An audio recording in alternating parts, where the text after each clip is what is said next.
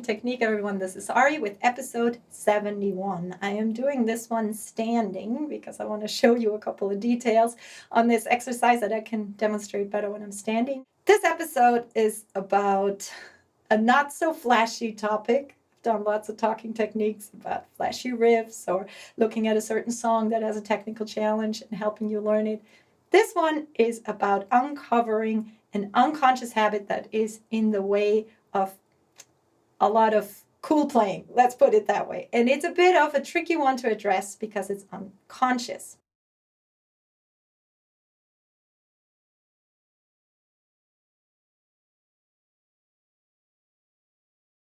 If you watch yourself playing with your band or in any kind of playing situation, pay attention to details such as your shoulders. Are your shoulders down and are they relaxed, or are you pulling them up? Is your face bunched up? Are you stopping breathing? Are you pressing your lips on top of each other? Those are all signs of holding tension. Are you squeezing the neck? That one is one that's not so easy to see. It's really a moment where I like to reach over to a student and sort of really just move the thumb over a little bit, just so that I can get a feeling of how tightly they're gripping. If you imagine when we're asking our hands to play an instrument, then we're asking for fine motoric skills to emerge. They are these fine muscles that are not in use in our everyday life. We are being born and we can grip. That one comes right out of the box, so to speak. But in order to find a way to move one finger and not have tension in the others, and that's hard. It's hard for the hand. So what the hand typically does is if a muscle that's a little weaker, like the pinky, for example, is being asked to perform something, the hand wants to help. And out comes the thumb and the shoulder and the bunched up face, and they're all trying to help that little muscle, right? Instead of getting out of the way, letting us find that muscle and letting it do its thing. So here's an exercise that I came up with that has instantly transformed a lot of my students' playing because it brings this to attention.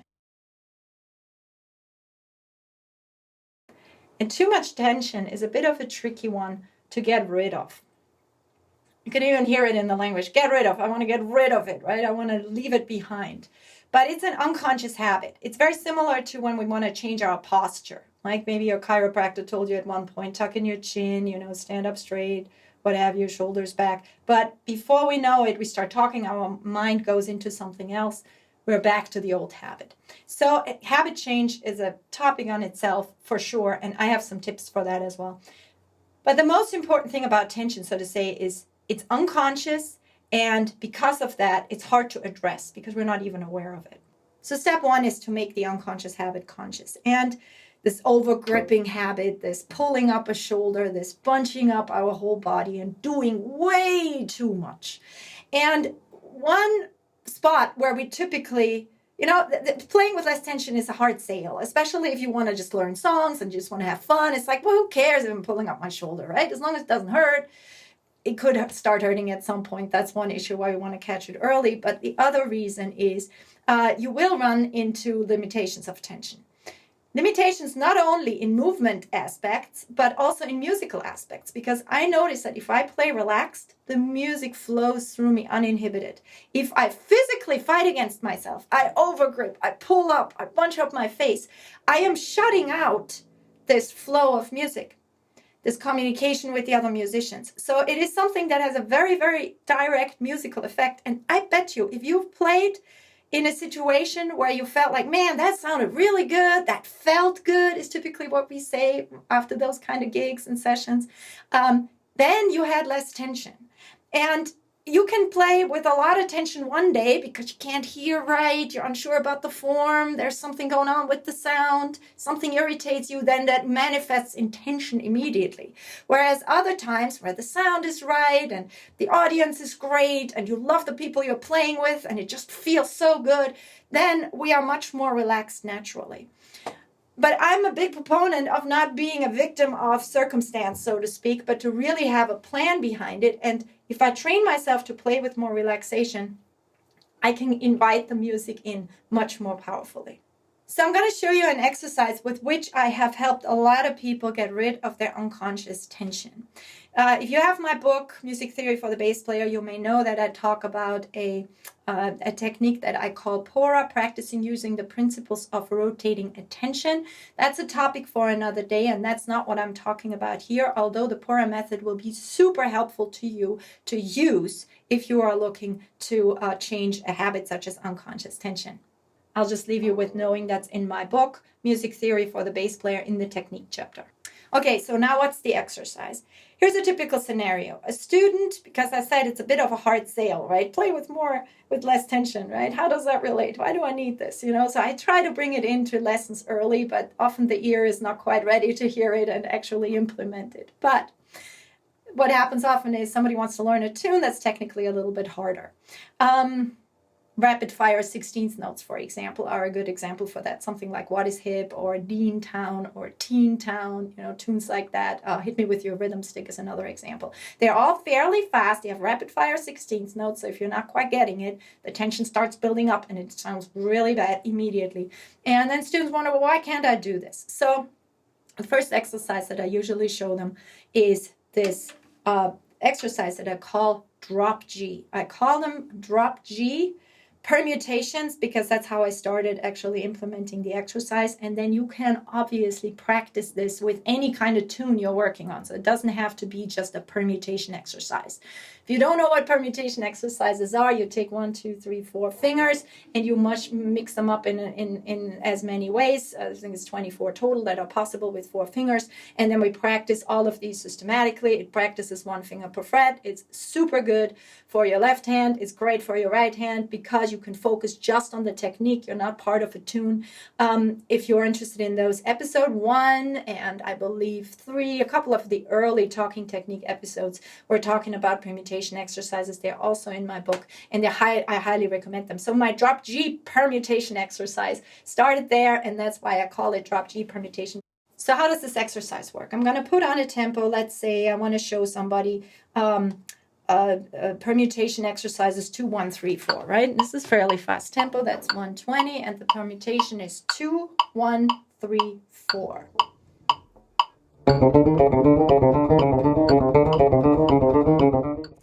So somebody would like to learn this exercise, for example, or I bring it in because they're having trouble playing 16th notes at a faster tempo.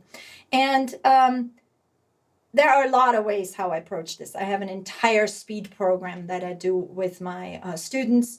It's currently only available in form of practice groups where the goal is to increase speed.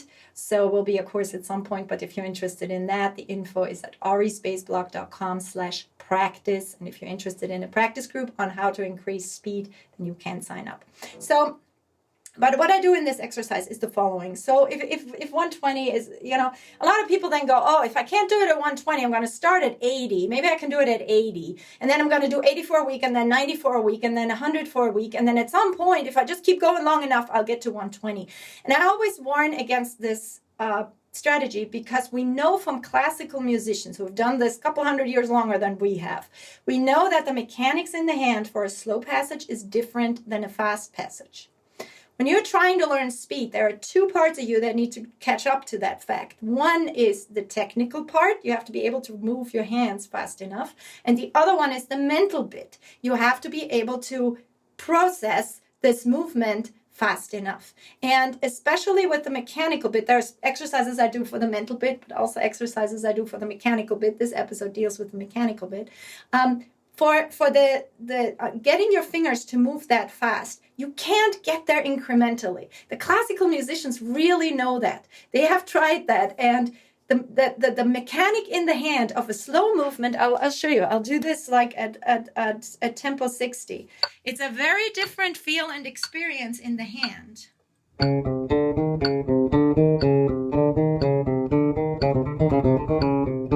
So rather than when I double it up. And what classical players do is it's too hard right out of the box to do the fast tempo, right? Because this is what's going to happen. If we try to do this at, I'm going to settle in here at a 108. If I try to do this at this really fast tempo and I'm not ready for it, let's say, then immediately this happens. We go It's like you feel the tension building up, the veins are popping, you have, the shoulders are going up, the face does this, and we just try to push through. If I just try to push harder, but it doesn't work that way. Instead, you want to do the opposite. You want to relax and let it come to you. And if we only try to do this incrementally, it practices the mental bit of the fast lick, but it does not practice the mechanical aspect of the fast lick. So going slowly and in increments has its place. I typically do exercises where I don't touch the metronome, where I go half time and then double time, exercises of that nature. But if I want to address the mechanical bit, I have to actually deal with that tempo, because the mechanic in the hand is different. The movement in the hand is different when I play at a faster tempo rather than when I play at a slower tempo. It has to do with less motion. It has to do with more relaxation. You need to be even more relaxed at a faster tempo than less relaxed. And the classical players have shown us the way in a lot of ways. So in my speed programs, I teach a lot of these classical exercises adapted for the bass. But what I want to show you today is the most important exercise of all, I believe, and that's the drop G permutation. So the most important experience I want you to have is the experience of relaxation. And here's a good way to get there. So find a tempo where you are sort of beginning to crumble. 2, 1, 3, 4 is a fairly challenging permutation. You just want to sort of set the tempo. If you're just on the beginning spectrum, you can do 60, that's totally fine. If you have a hard time finding the 16th note, set it to 120, right? Set it to 120 and then just do 2 per click. Start on the 5th fret because it's not as challenging as down here. It's not different challenges up here. So I'm going to start on the 5th fret and hang out there. And what I do is I want you to find the spot where you start crumbling. And you start crumbling because it doesn't sound as clean and you just don't have control over it. You can do maybe one, but when you do the second one, you start falling behind and then you get this feeling, I just want to push and I want to chase myself, right? But let's assume you can find your 4 notes within the beat or 2 notes within a beat, and you just set it to this tempo where it's like an edge. And I'm going to demonstrate this at 100 so you can clearly hear what I'm doing. So I'm going to play 1 round and then I'm going to drop my hand. And the way I'm going to drop my hand is really important. A lot of people do this like this. They go. That's why I call it drop G, right? Because I'm dropping the hand. I'm playing the permutation once. I'm dropping the hand, and I just keep pedaling the G. So I stay connected with the beat. So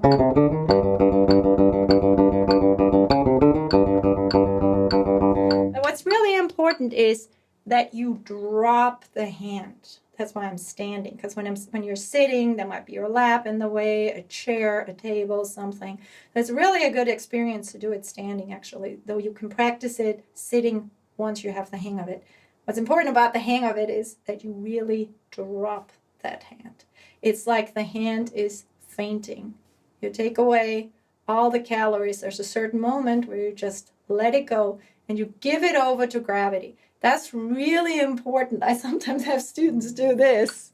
I'm dropping the hand. You're not.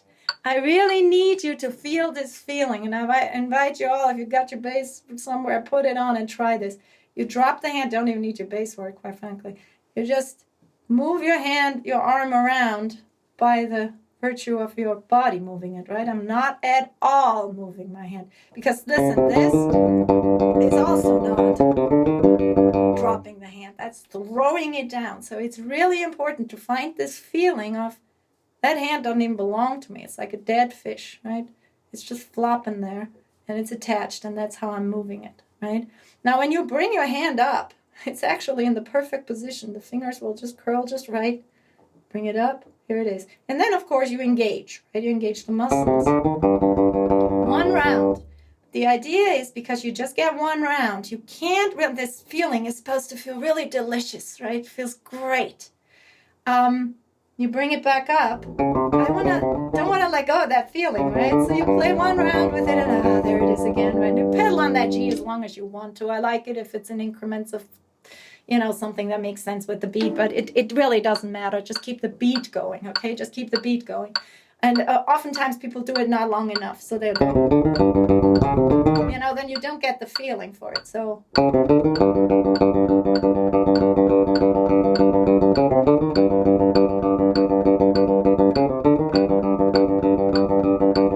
And you see, when I drop the hand, it just bounces. It just does its thing. And I don't want to give it any engaging. And then when I bring it back up for that one round, I'm still hanging on to that delicious feeling. And that can really help you feel, maybe for the first time, what it feels like to be relaxed. You don't have to do this particularly fast. If the fast bothers you, or if you have a hard time with just staying on the click, go slower. Make one beat a note. That's fine. Just go really slow. But the goal is to always return to this delicious feeling of the drop G. I do this even on gigs. When I get tired, when I feel if something bothers you, your body will immediately react with tension. Hearing sound, that's for me, is like, if I can't hear right, if something's off, can't find the beat, then I immediately tense up. And I have trained myself to, find my footing whenever I just drop the hand and feel this delicious feeling, that it really helps me in the moment. So on a gig, I'll pedal an open string, whatever just fits at the moment, and just sort of reset myself, and get myself back into the mode that I want to be in. It's extremely helpful, especially in stressful situations. So it's almost like the yoga you do, or the meditation that you do in the stressful moment. That is your go-to feeling to sort of get yourself calibrated back into the space or state you want to be in. And I have found that be very much the case due to this exercise. So if I notice on a gig, oh man, you're playing too hard, you can't hear yourself, there's no way pushing, just like with the speed, with the veins popping, if I just push hard enough, you're just working against yourself even worse, right? So to disengage, take a breath, and to just drop the hand. And if you practice this at home, it will be there for you when you need it, whether you are nervous or whether your tone isn't right or whether something else is bothering you. It can get you back into this footing, into this grounding. Another thing I often see people do is when they tense up, they feel it, and then they start doing this. I really don't like that. First of all, you can't actually dislocate a finger if you really shake wrong enough. You can hit something. And it is the wrong idea, because when you shake it, it's like, I don't want this feeling. It's yucky. I want to get rid of it, right? I find it better to just drop the hand, let it feel whatever it feels like. Maybe imagine there's like water dripping out from you have wet hands, and there's a feeling is dripping off your fingertips, right? Something of that nature. When you think of it that way, then you're not fighting it. You're not trying to shut it out and not feel it. That typically doesn't work very well. If we try to not feel something, it might even put up a fight and say, no, you're going to feel this uncomfortable tension feeling, right? But if you just drop the hand, take a breath, accept what's there, it's sort of the idea when we breathe using, when we meditate using the breath, for example. You just allow it to drop, let it feel what it feels like, Stay in touch with the music by pedaling. I really think that's a very important part of the whole exercise. So while you're doing that, you pedal, but you feel the relaxation, and then you bring it back in, and there you go. So there was a lot in this episode, talking about tension, talking about tackling unconscious habits, for which again I recommend my Pora method, that's in my book, talking about how to build speed, because typically when we're trying to build speed, we become aware of this extra tension, so it's a good moment to point it out. The importance of playing not with too much tension, the importance of thinking about speed, having a different kind of mechanic in the hand rather than slow playing, where there's a ton of exercises that I do in my speed practice group. So the main takeaway is, when you train yourself to drop the hand and really have it not have any tension at all, you can train yourself to bring that feeling onto the fretboard. Let the music come to you. And again, when the tension goes away and this fighting against yourself goes away, it also opens the creative channels very powerfully. And you will feel that if you are more taking a stance of letting it come to you and letting the music flow through you rather than trying to push for it, then your whole playing experience will be massively different. And also for the audience, because if you watch somebody who's trying to do this rather than, just hanging back, enjoying themselves and just really playing relaxed and feeling the music go through them, then you can really, as the audience, you pick up on that as well. Thanks for watching. I'll see you online. Cheers.